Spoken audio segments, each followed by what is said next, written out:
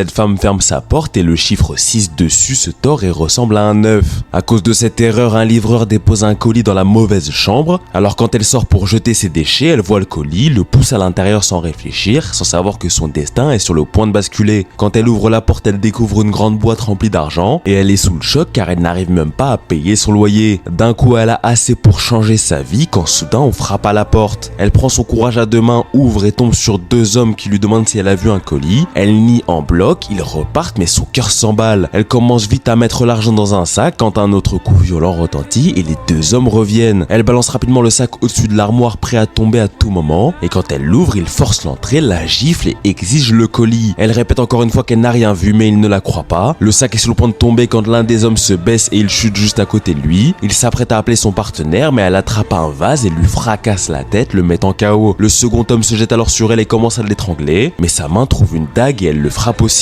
Les deux hommes meurent et elle reste là tremblante pendant de longues minutes et elle réalise qu'elle vient de commettre une erreur terrible et décide d'aller se rendre à la police, mais une fois sur place, personne ne fait attention à elle. Après avoir attendu, elle se dit qu'elle est trop jeune et que la prison détruira sa vie, alors elle fait le choix de fuir. Elle rentre chez elle, retire la dague du premier homme et la cache dans l'armoire sous ses vêtements, puis elle met le second homme dans la malle en métal et la recouvre d'une nappe pour que tout paraisse normal. Et elle prend finalement une liasse d'argent, l'envoie à sa mère éloignée et cache le reste sous la couverture des toilettes. La question c'est comment va-t-elle réussir à s'en sortir? Le film s'appelle 69, allez le voir.